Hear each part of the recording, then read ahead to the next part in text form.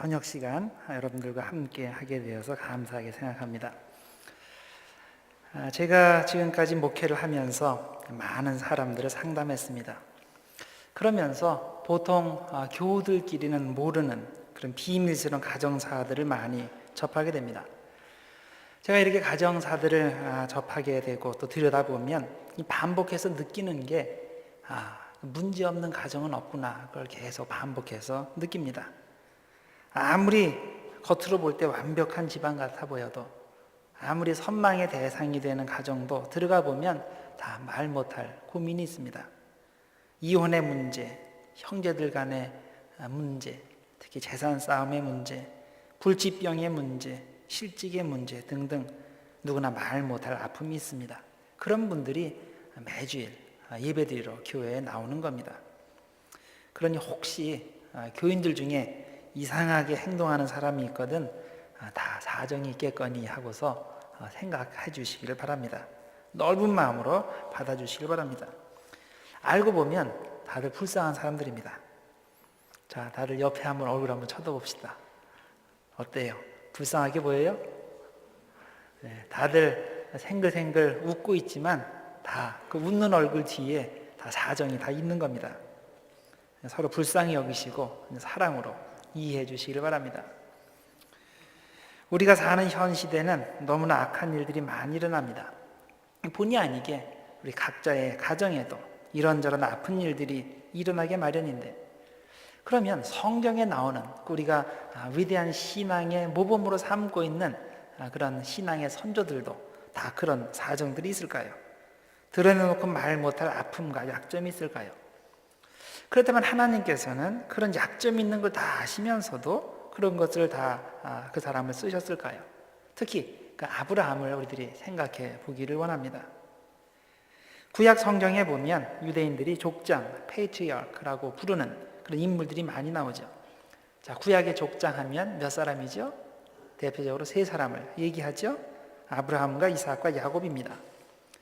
창세기 뒷부분에 보면 요셉에 관한 이야기가 많이 이야기가 전개되는데, 요셉을 어떻게 보면 네 번째 족장으로 생각할 수도 있습니다. 그런데 보통 족장하면 아브라함, 이삭, 야곱까지만을 언급을 합니다. 성경에 보면 하나님을 가리켜서 아브라함과 이삭과 야곱의 하나님, 그렇게 얘기를 하죠. 거기에 요셉은 빠져 있습니다. 그런데 실제적으로 그 창세기에 그 많은 분량이 할애된 사람이 요셉이죠. 여기에 이제 요셉의 이름이 포함되지 않는데 왜 그럴까요? 아브라함과 이삭과 야곱에게는 하나님께서 직접 말씀하셨지만 아마 요셉에게는 꿈을 통해서 지시를 내리시기 때문이 아닐까요? 그럴 수도 있고 아닐 수도 있습니다. 하여튼 전통적으로 족장하면 아브라함과 이삭과 야곱을 의미합니다. 아브라함에게 주신 하나님의 특별한 약속이 있습니다. 너는 고향 친척집을 떠나라. 너로 큰 민족을 이루게 하겠다. 너를 복의 근원이 되게 하겠다. 자, 이렇게 말씀하셨는데, 고향을 떠나라는 말은 안정된 삶을 포기하라는 뜻이죠. 아브라함이 떠날 때가 75세인데 아마 요즘식으로 하면 중년쯤 나이가 될 겁니다. 왜냐하면 평균 생존 연령이 이제 120세 정도 됐으니까 지금 우리식으로 말하면 중년이 될 겁니다. 그런데 이 말씀은, 이 아브라함에게 떠나라 하는 말씀은 본질적으로 노아에게 주신 말씀의 반복입니다. 그리고 그 전에 아담에게 주신 말씀의 반복이기도 합니다. 자, 떠나라 그럴 때 축복의 말씀을 주셨죠. 너로 하여금 많은 민족이 태어나게 하겠다. 하늘의 별과 같이, 바다의 모래와 같이 그렇게 많아지게 해주겠다. 이것이 아담에게도 그런 명령을 주셨고 노아에게도 주셨습니다. 다 생육하고 번성하라. 새로 시작하게 될 때 그렇게 말씀하시죠.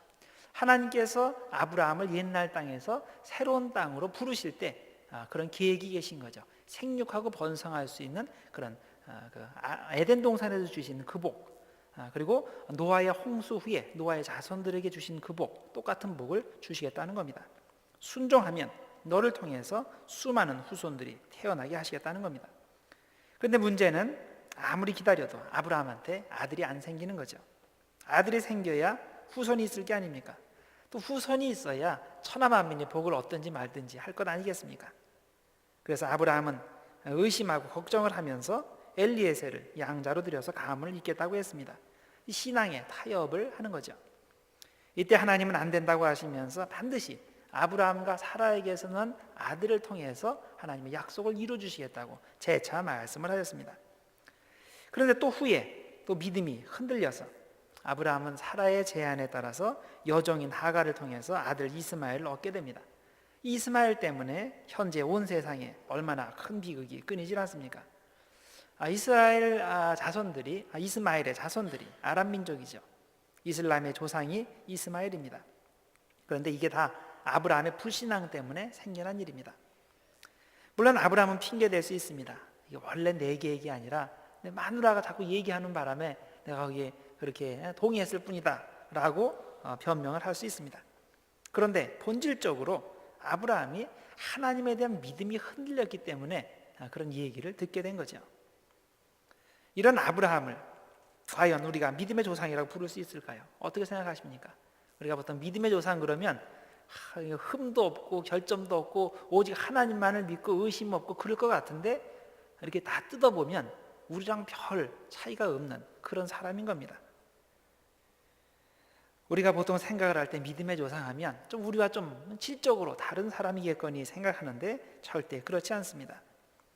왜 하나님은 이 완벽하고는 거리가 먼 아브라함이란 인물을 사용해서 이스라엘 민족을 시작하신 것일까요?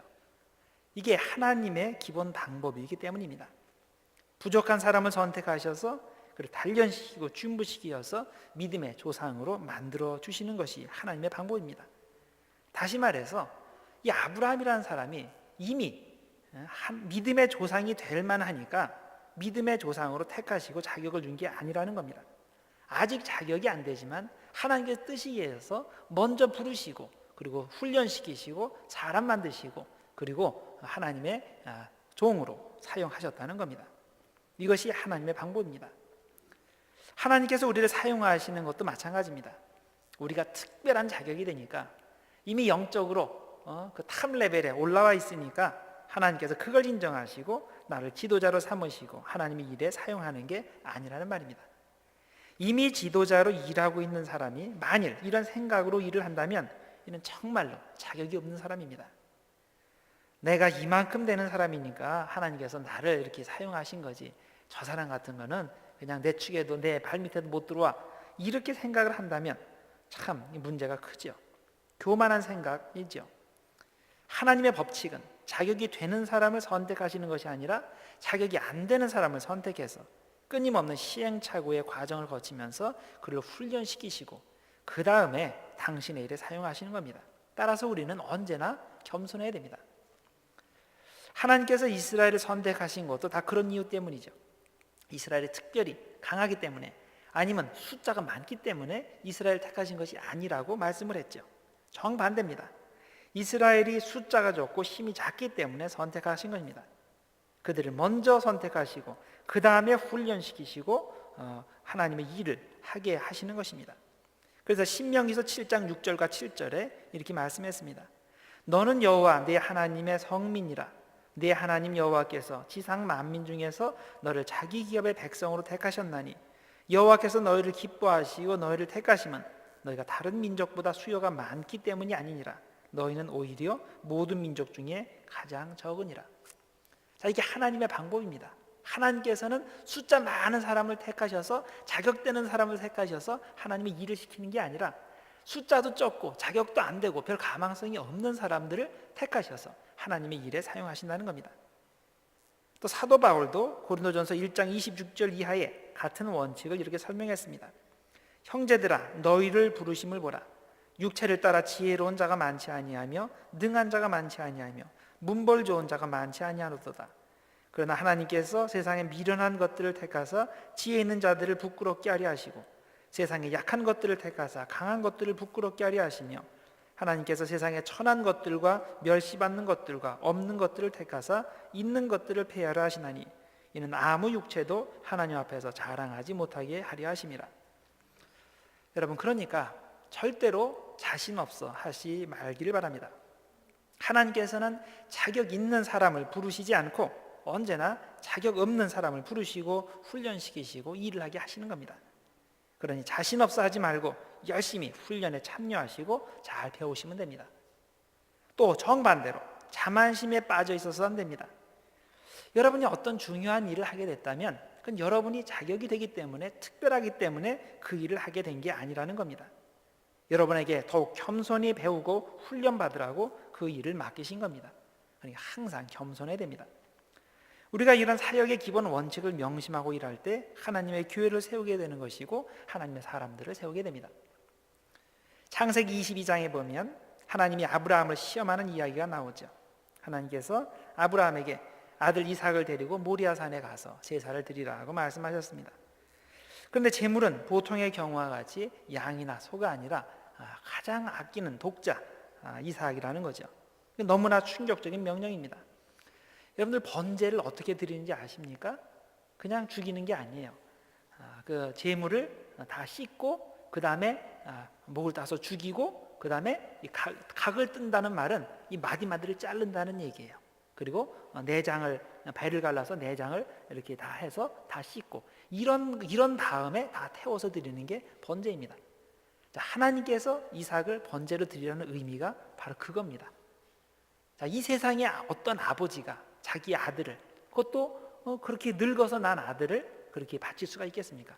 이거 도저히 상상할 수도 없고 생각할 수도 없는 그런 겁니다.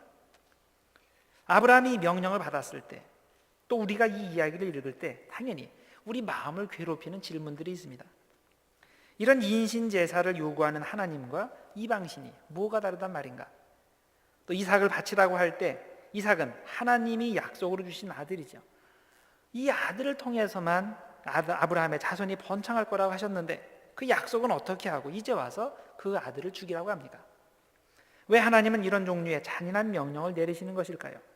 왜 이런 내용이 우리 성경책에 기록되어 있습니까?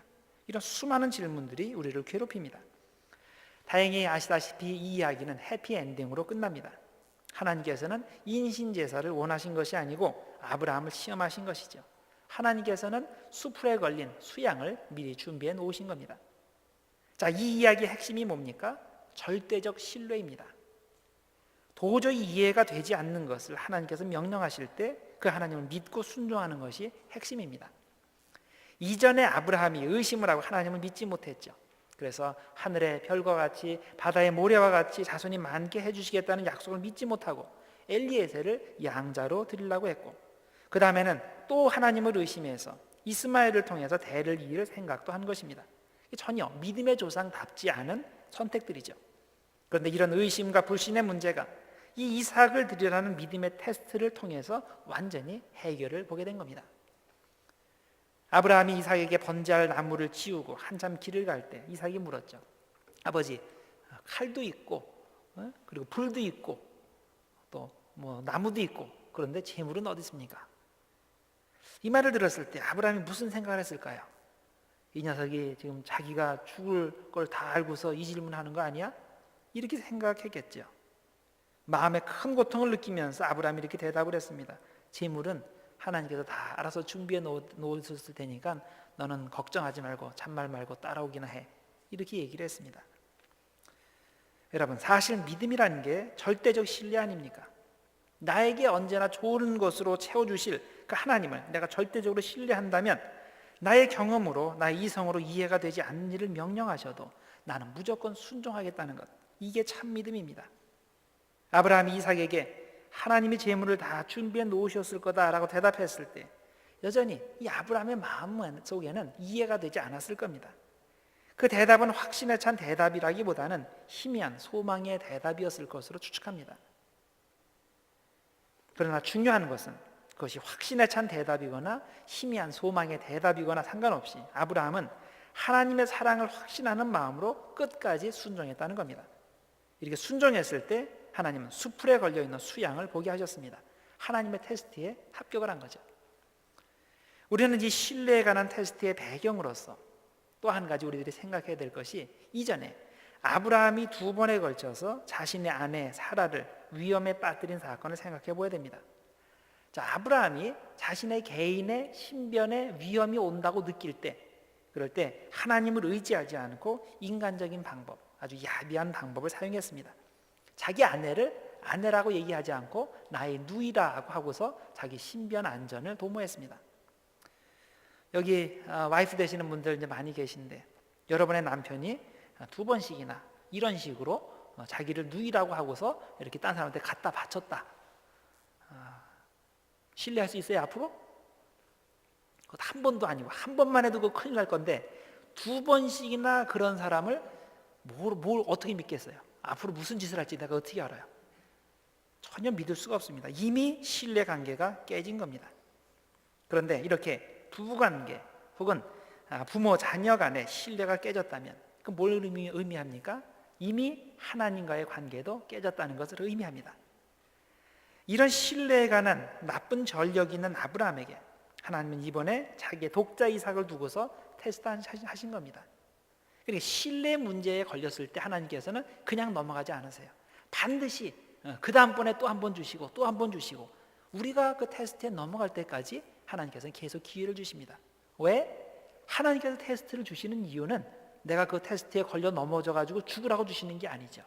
그걸 넘어서서 믿음의 업그레이드가 되게 하시려고 우리에게 계속 똑같은 신뢰에 관한 테스트를 주시는 겁니다. 결국 아브라함은 이 테스트에 합격해서 하나님으로부터 인정받는 도장을 꽉 받았습니다. 전적인 신뢰의 관계가 회복된 것이죠. 성경에서 시험이라는 단어가 나올 때 이게 한 의미가 아니라 2가지 의미로 사용된다는 것을 알아야 됩니다. 자, 성경에 보면 사탄이 우리를 시험하는 얘기들이 많이 나오죠. 자, 사탄이 우리를 시험한다. 그럴 때 그 시험은 나쁜 의미의 시험입니다. 목적은 우리를 죽이는 겁니다. 우리를 멸망시키는 겁니다. 그런데 하나님께서 아브라함을 시험하신다고 할 때 이거는 좋은 의미의 시험입니다. 이건 테스트입니다. 목적은 그 사람을 살리는 겁니다. 하나님은 때로 우리에게 이런 종류의 테스트를 하실 때가 있습니다. 그걸 통과하면 우리의 신앙이 업그레이드 됩니다. 여러분, 여기 선생님들이 계실지 모르지만은 선생님이 학교에서 학생들을 테스트할 때 좋은 의미겠어요? 나쁜 의미겠어요? 좋은 의미죠? 간혹 가다가 나쁜 의미로 테스트를 하는 선생도 있겠죠. 이거 테스트를 어렵게 내가지고 이놈들 골탕 먹여야지, 다들 낙제시켜야지.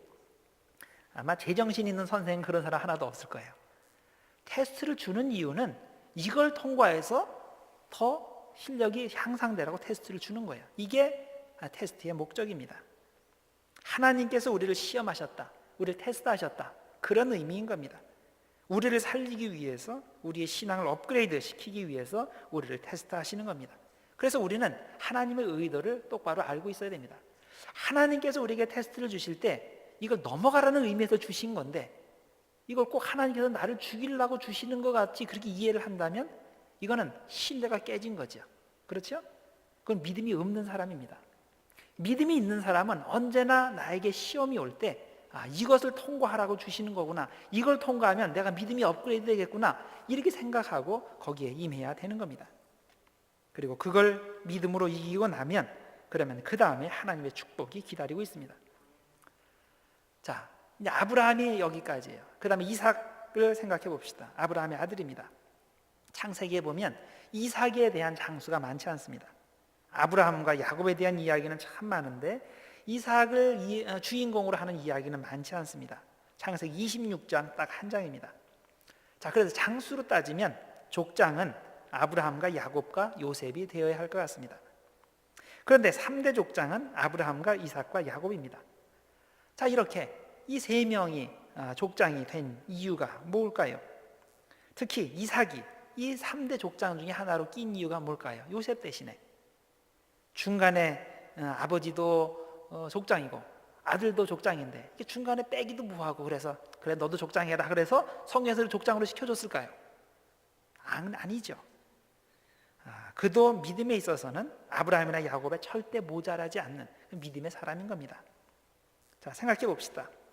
하나님께서 아브라함에게 이삭을 번제로 드리라고 했을 때 아브라함만 순종한 것이 아니라 이삭도 순종했습니다.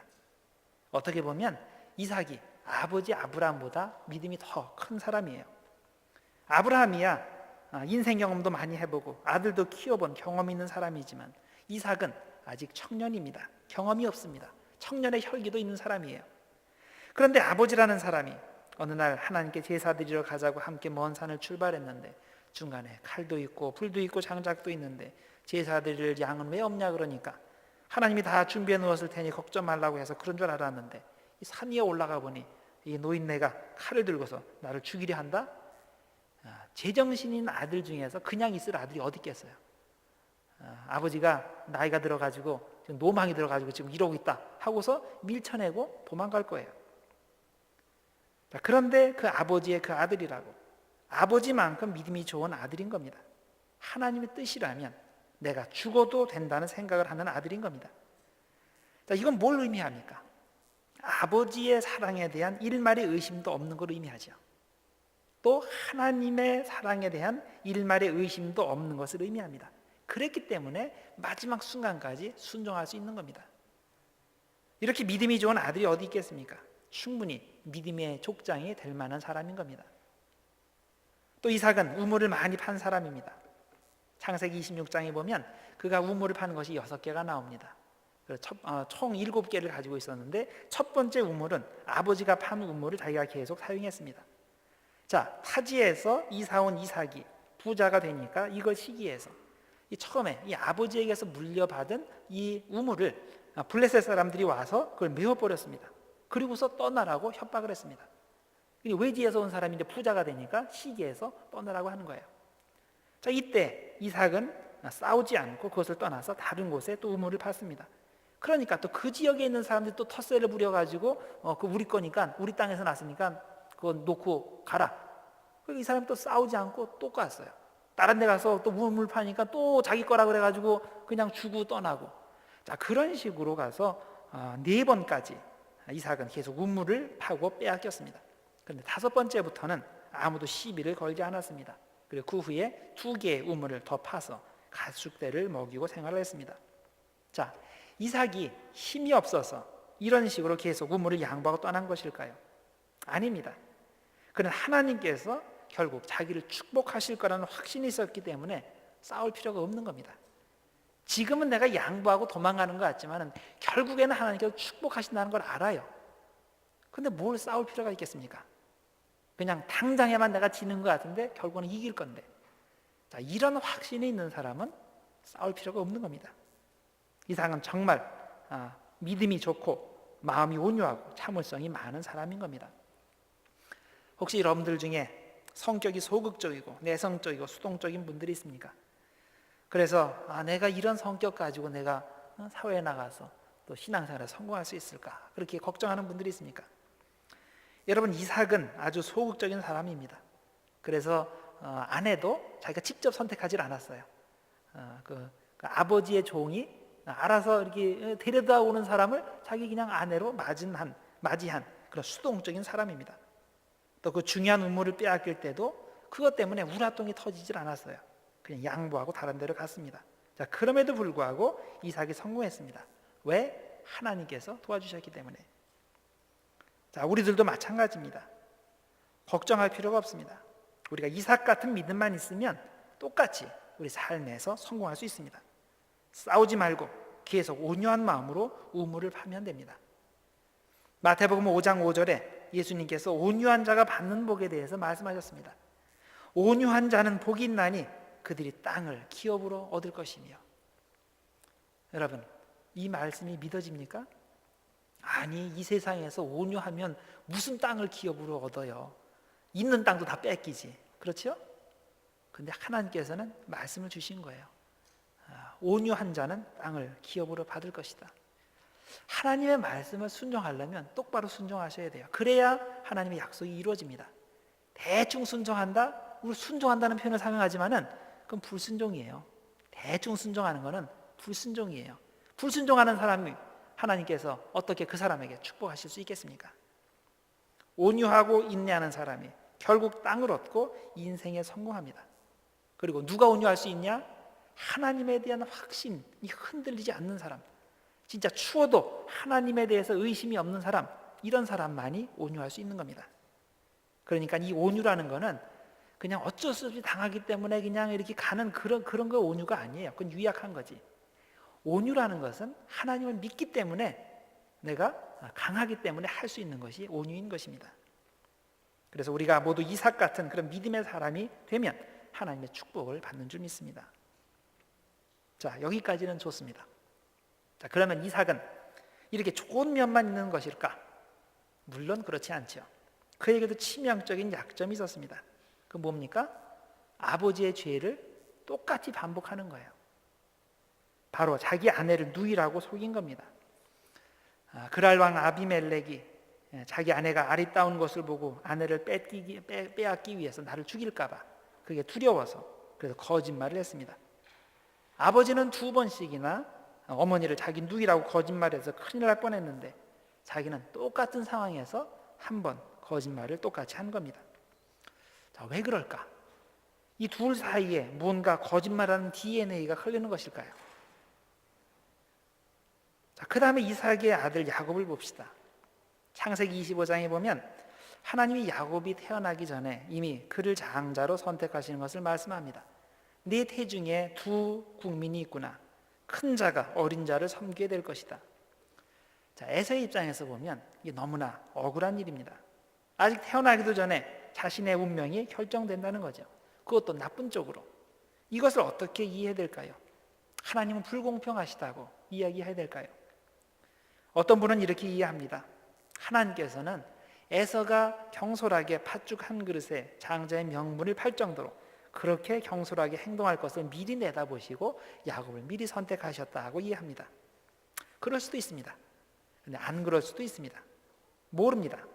확실한 거는 우리는 피조물이고 하나님은 전지전능하신 창조주시기 때문에 왜 하나님께서 사람들이 그 형제가 태어나기 전에도 그렇게 선택해 주셨는지는 알 수 없다는 겁니다.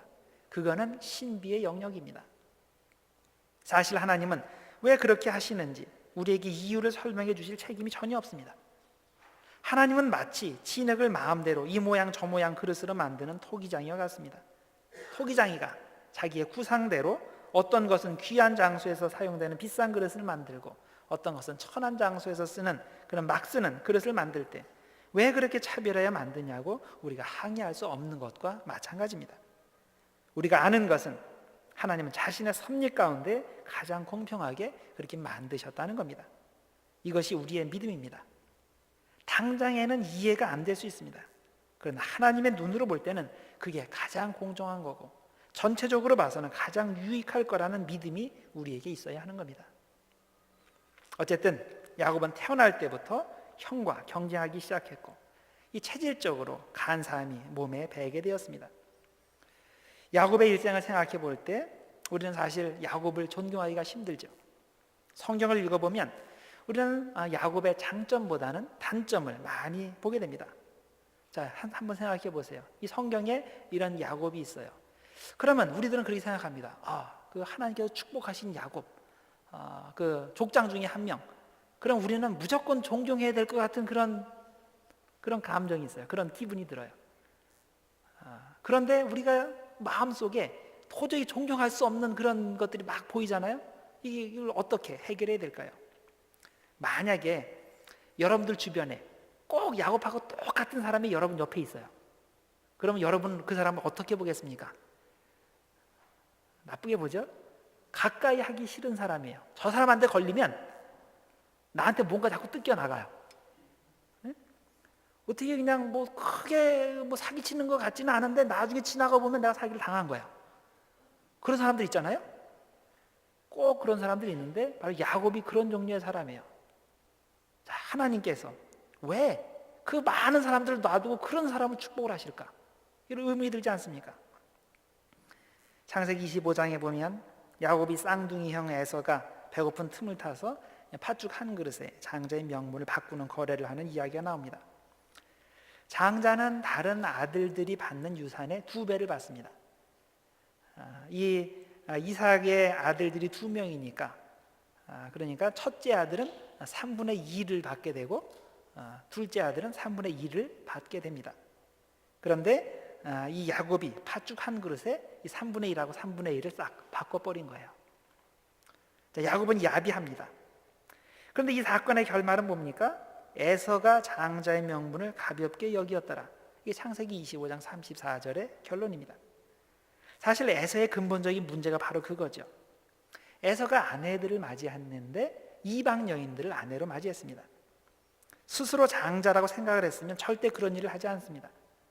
장자가 된다는 의미는 하나님을 섬기는 가문을 책임진다는 것인데, 이방 여인과 결혼한다는 것은 그야말로 장자의 명분을 아무것도 아닌 것처럼 생각했다는 의미인 겁니다.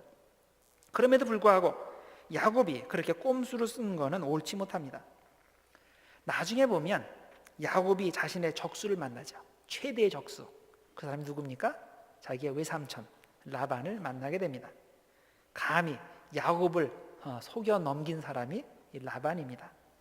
그를 속여서 첫째 딸 레아를 아내로 삼게 하고, 그 다음에 7년 노동력을 더 들여고 둘째 딸 라헬을 야곱에게 줍니다.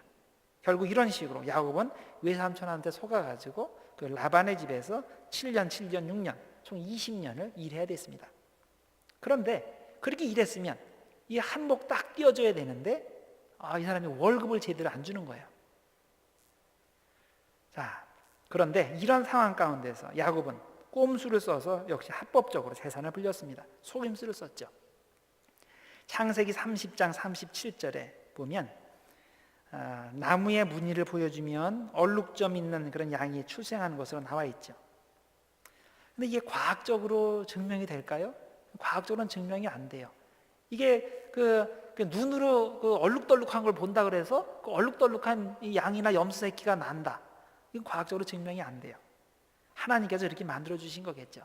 그런데 아직 옛날에는 그런 과학적인 그런 생각이 없었을 테니까 야곱의 입장에서는 자기 딴에는 자기가 쓸 수 있는 최대한 꼼수, 속임수를 쓴 겁니다. 어쨌든 자기가 속임수를 썼는데 그게 성공한 셈이 된 거죠. 창세기 32장 13절 이하에 보면 야곱이 야복 강가에서 천사와 씨름하는 장면이 나오는데, 여기서도 역시 야곱의 간사함이 드러납니다. 자, 이 강을 건너기만 하면 형 에서가 관할하는 지역으로 넘어갑니다. 그런데 얘기를 들어보니까 형이 400명의 군대를 거느리고 자기를 지금 잡으려고, 죽이려고 온다는 거예요. 큰일 났죠. 그래서 어떻게 합니까? 가족들과 종들과 가축들을 두 대로 나눠서 보내요. 한쪽을 쳐서 전멸되면 한쪽은 살 거라고 생각을 하는 거예요. 마지막까지 지금 그런 생각을 하고 있죠. 자, 그러고 보내고 나서 형의 마음을 어떻게 누그러뜨릴까? 선물을 왕창 해가지고 그걸 몇 군데로, 몇 개로 이렇게 나눠서 보내죠. 그냥 한 개로 이렇게 큰 거 한번 보내면 될 걸, 그거를 여러 개로 나눠가지고 뜨문뜨문하게 보내는 거예요. 자기 나름대로 역시 계속 지금 꼼수를 쓰고 있습니다. 마지막에 딴 사람들, 또 동물들 다, 가족들 강을 건네보내고 자기는 마음이 놓이질 않아서 강을 못 건너고 있어요. 자, 그럴 때 한참 고민하고 있을 때 어떤 그 불가사의한 인물이 나타나서 이 야복 강가에서 야곱과 이렇게 밤새도록 씨름을 하죠. 야곱은 씨름하면서 중간에 이것이 하나님의 천사인 것을 직감적으로 알고 끈질기게 잡고 늘어집니다. 자기에게 축복하지 않으면 절대로 손을 놓지 않겠다고 얘기를 합니다. 천사가 허벅지 관절을 쳐서 탈골시켰는데도 손을 놓지 않습니다. 그러니까 이때 천사가 아브라함에게 야곱에게 묻죠. 내 이름이 뭐냐? 그의 인생의 정체성을 묻는 겁니다. 하나님과 자신과 대면한 상태에서 정직하게 너는 누구냐? 이걸 묻는 것인데, 이때 야곱이 정직하게 대답을 하죠. 나는 야곱입니다. 형 발 뒤꿈치를 잡은 사람입니다. 다시 말해서 나는 사기꾼입니다. 나 속이는 사람입니다. 이걸 솔직히 고백을 합니다. 이때 천사는 야곱을 축복하고 이름을 바꿔줍니다. 이스라엘로 개명시켜줍니다. 하나님과 겨루어서 이긴 사람이란 뜻이죠. 자, 이 이야기를 읽을 때 야곱이란 인물에 대해 우리가 선뜻 동의할 수 없는 것이 있습니다. 어쨌든 야곱은 비열하고 치사한 인물인데, 마지막에 자신이 비열한 사람이라고 고백했다고 해서 지금까지 그렇게 비열하게 살았던 것이 일순간에 다 없어질까? 그게 아니죠. 하나님은 왜 그런 사람을 마침내 축복하시는가? 이게 우리가 선뜻 동의할 수 없는 내용입니다. 그리고 앞으로도 계속 반복해서 약삭빠른 짓을 하면서 이익을 챙기는데 왜 앞으로도 하나님께서는 그를 징벌하지 않고 계속 축복하시는가입니다. 그런데 잘 생각해 보면 이런 치명적인 인간적인 결점은 사실 야곱에게만 있는 것이 아니라 아브라함에게도 이삭에게도 똑같이 있었죠. 어찌 보면 그의 가문에 흐르는 잘못된 DNA 비슷한 게 있는 겁니다. 자, 아브라함 할아버지 미인계를 사용했죠. 속였습니다. 두 번이나 자기 위험을 피하려고 자기 아내를 누이라고 속이고 자신의 안전을 도모했습니다. 또 아버지 이삭도 역시 똑같은 미인계를 사용했습니다. 똑같이 속였어요. 자, 그렇다면 이게 지금 3대에 걸쳐서 계속 이런 속임수가 계속 반복이 되는데 이 유전자에 뭔가 있는 게 아닐까요? 아니면 단순한 학습 효과일까요? 아버지가 한 일을 보았기 때문일까요? 어떤 사람은 아버지가 이런 종류의 죄를 지으면 그런 걸 피하기 위해서 정반대로 갑니다. 여자는 쳐다보지도 않습니다. 반면에 어떤 사람은 아버지의 죄를 정죄하면서도 그걸 자신이 따라합니다. 우리 한국 사람들 쉽게 그렇게 쉬운 예를 들죠. 엄격한 시어머니 밑에서 호된 시집살이 한 사람은 그렇게 자기 며느리 생겼을 때 그렇게 안 할 것 같죠. 그런데 며느리가 생기면 더 심하게 한다. 그렇게 얘기를 하죠. 왜? 배운 게 그거밖에 없으니까. 자, 미워하면서 닮는다고 합니다. 자, 이삭도 그런 경우가 아닐까요? 또 야곱도 그런 경우가 아닐까요? 할아버지도 그랬고 아버지도 그랬고 배운 게 그거야. 위험에 처했을 때 그렇게 살아남는 거예요. 자, 그렇다면 이미 3대에 걸쳐서 이 속임수의 죄가 반복된 것인데, 자, 그렇다면 이 속임수의 전통이 야곱으로 끝이 납니까? 아직 아닙니다. 야곱은 자기 아들들에게 된통 속죠. 자기가 아버지와 형을 속인 것보다 훨씬 더 크게 속고 그로 인해 훨씬 더 비극적인 일을 경험하게 됩니다. 자기가 가장 사랑하는 요셉이 들짐승에게 찢겨 죽였다는 그 자식들의 거짓말을 믿고서 오랫동안 자식이 죽은 줄 알고 울면서 지내야 됐습니다. 그 머리 잘 돌아가는 야곱이 어떻게 이렇게 감쪽같이 속을 수 있었을까요? 그 오랜 기간 동안에 자신이 뿌린 죄의 열매를 그대로 거둔 겁니다.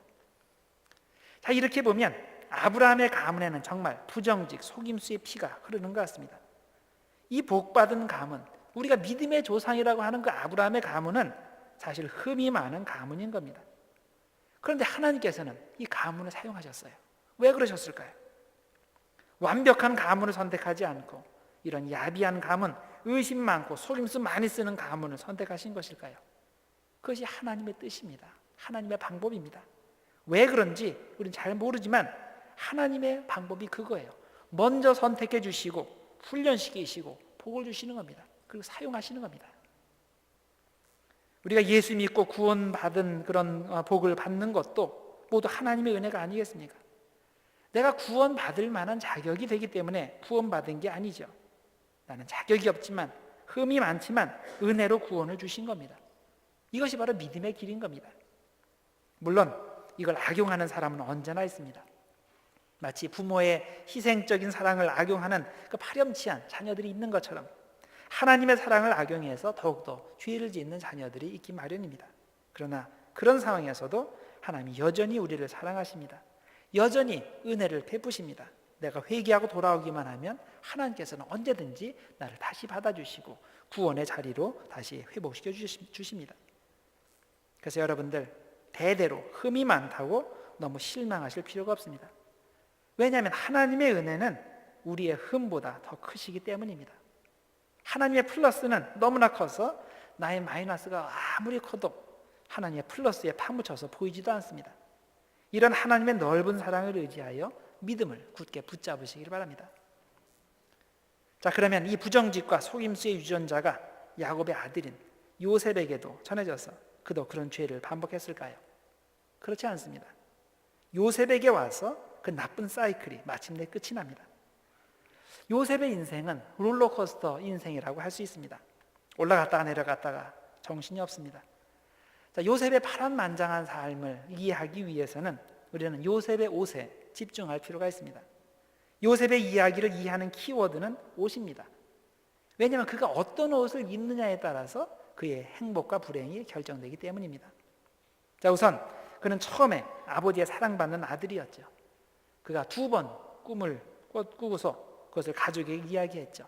처음에는 11개의 볕단이 다 내 볕단한테 이렇게 고개를 숙인다. 그런 꿈 얘기를 해서 한번 크게 미움을 받았고 형제들에게.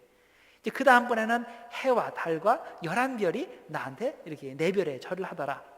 그러니까 아버지 어머니까지 나한테 절하게 될 거라는 그런 꿈 얘기를 해서 또 더 한 번 미움을 받습니다. 자, 이런 상황에서 요셉이 어떤 옷을 입었습니까? 아버지는 이 시기에 편애하는 표시로 색동옷을 입혀줬습니다. 이 색동옷이라는 것은 생각해 보세요. 형들이 쭈르륵 있는데 이 11번째 아들한테만 색동옷을 입혀줬어요. 이 의미는 나의 장자라는 그런 의미예요. 비록 11번째 태어났지만 네가 실질적으로 나의 장자라는 그 편애의 표시로 색동옷을 입혀준 겁니다. 자, 그 다음에 17세에 이집트의 종으로 팔려가게 되는데 이 사람이 이제 형들을 찾아서 이렇게 왔을 때 형들이 그 오는 요셉을 보고서 뭐라고 불렀어요? 꿈꾸는 자가 오는도다. 저 꿈꾸는 놈이 드디어 나타났구나. 그렇게 불렀어요. 자, 그래서 형들이 그를 잡아서 구덩이에 던졌는데 구덩이에 던지기 전에 뭘 했어요? 채색옷을 벗겼어요. 이 채색옷을 벗겼다는 것은 너는 이제 이 집의 장자가 아니다. 이 집의 아들도 아니다. 그래서 옷을 벗기고 거기다 구덩이에 집어넣은 겁니다. 후계자가 아니라는 뜻이죠. 자, 그 다음에 보디발의 집으로 팔려갔어요. 자, 그래서 보디발의 집에서 이제 종의 신분이 됐습니다. 자, 이때 요셉이 무슨 옷을 입었을까요? 성경이 안 나와요. 종의 옷을 입었겠죠. 그렇죠? 그 다음에 그곳에서 총무가 되었는데 집안의 모든 업무와 감목의 업무를 총괄하는 사람, 그 집에서 제2인자가 되었습니다. 그러면 총무에 걸맞는 그런 옷으로 바꿔 입었겠죠. 그 다음에 보디발의 아내의 모함으로 감옥에 갇히게 됩니다. 보디발의 아내가 동침하자고 요셉의 옷을 잡고 막 늘어질 때 요셉이 어떻게 했습니까? 그 옷을 벗어 던지고 도망갔다 그랬어요. 옷이 벗겨진 거예요. 그러므로서 다시 감옥에 들어가게 됩니다. 그 후에 술 맡은 관원장의 추천으로 꿈 해몽을 위해서 요셉이 궁으로 불려 들어갑니다. 그때 성경에 보면 수염을 깎고 옷을 갈아입었다라고 되어 있습니다. 자, 왕 앞에 가는 옷을 입고 갑니다. 자, 그 다음에 애굽의 총리 대신이 나중에 됐죠. 그때 이제 귀족의 옷을 입었습니다. 자, 그런데 이런 인생의 롤러코스터의 의미가 무엇이었습니까? 요셉의 고백은 이 모든 것이 하나님의 계획이었다라는 겁니다. 창세기 45장 5절입니다. 하나님이 많은 생명을 구원하시려고 나를 형님들보다 먼저 여기에 보내셨습니다. 형님들이 보낸 게 아니라 하나님이 보내셨습니다. 이게 요셉의 고백입니다. 여러분은 태어날 때부터 현재까지 여러분의 인생을 한번 되돌아봅시다. 여러분의 인생이 어땠습니까? 그것에 대해서 어떻게 말씀하시겠습니까?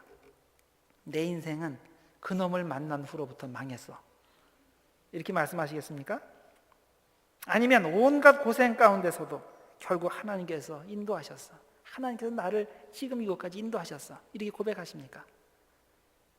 제가 말씀드리는 거는 이렇게 생각해서 양자택일을 하라는 말씀이 아니라 여러분의 그 삶을 되돌아볼 때 제일 먼저 드는 여러분의 감정, 느낌이 뭐냐는 거예요. 여러분을 망치게 한 그놈이 생각이 납니까? 아니면 하나님이 생각이 납니까? 이게 믿음과 불신앙을 결정짓는 가장 중요한 요소입니다.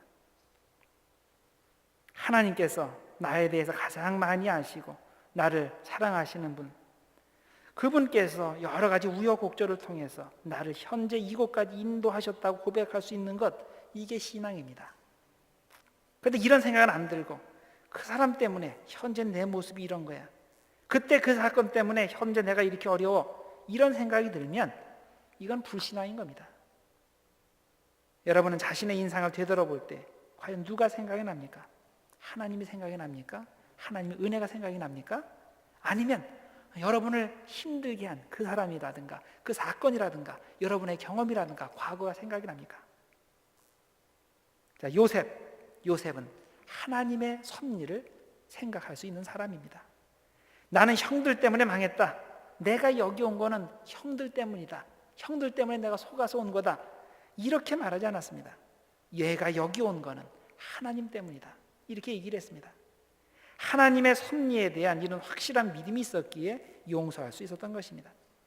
이 일을 결국 하나님이 하셨고, 형들은 자기들의 악한 의도에도 불구하고 결국 하나님의 뜻을 이루는 도구로 사용된 것이기 때문에 요셉으로서는 특별히 형들을 미워하고 원한을 가질 필요가 없는 겁니다. 이런 하나님의 섭리에 대한 믿음, 이 믿음이 요셉으로 하여금 용서할 수 있게 한 것이고, 이 용서로서 그의 가문에 흐르는 이 간사함과 속임수의 사이클을 단번에 끊어버린 겁니다. 그래서 더 이상 그와 그의 자녀에게서 속임수가 계속 지배하지 못하게 된 겁니다. 여러분, 사람이 속일 때 왜 속입니까? 하나님을 믿지 못하기 때문에 속이는 겁니다. 내가 현재 망하고 어려움에 처해도 결국 하나님께서 모든 것을 책임지시고 하나님이 가장 좋은 것으로 만들어주신다는 확신이 있으면 속일 필요가 없습니다. 왜? 당장 내가 속고 뒤처진다 하더라도 결국 하나님께서 나에게 승리해 주신다고 했으니까 그걸 믿으면 조금 실패하면 어때요? 조금 속으면 어때요? 손해보면 어떻습니까? 망하면 어때요? 결국은 하나님께서 나를 인도하실 건데, 근데 우리는 그걸 못 봐요. 확신이 없어요. 확신이 없기 때문에 지금 이걸 내가 잃으면 내 인생이 끝나는 것처럼 생각을 하는 거예요. 여러분, 이게 불신앙입니다. 하나님께서는 결국 나를 하나님의 자녀로서 택하시고 결국 나를 이기게 하실 거예요. 이것이 확실하면 중간에 누가 나한테 뭐라 그래도 전혀 내가 개의치 않습니다. 별 영향력이 없어요. 그리고 그럴 때 우리가 속일 필요도 없는 겁니다. 속이는 이유는 두렵기 때문에 속이는 거예요. 왜 두려우냐? 하나님에 대한 신뢰가 없기 때문에 두려운 겁니다. 하나님에 대한 신뢰, 절대 의심하지 않는 그 믿음, 그것이 있으면 우리들이 현재 담대하게 하나님의 자녀로서 살 수 있습니다. 요셉이 그렇게 살았습니다. 그러니 형들을 보았을 때 옛날에 불편한 감정, 서러운 감정이 되살아났겠지만 근본적으로 원한의 문제는 없는 겁니다. 왜? 하나님께서 나를 이곳으로 부르셨으니까. 형들에게서 팔려온 게 아니라. 그래서 여러분, 용서가 이런 엄청난 결과를 만들어내는 것을 명심하시기 바랍니다. 하나님의 섭리에 대한 철저한 신뢰가 있을 때 용서가 가능하고, 용서가 있을 때 조급함과 간사함, 속임수의 문제가 해결되는 겁니다. 그래서 이때로부터 요셉의 삶에, 그의 자손의 삶에 간사함의 문제는 더 이상 일어나지 않게 되는 것입니다.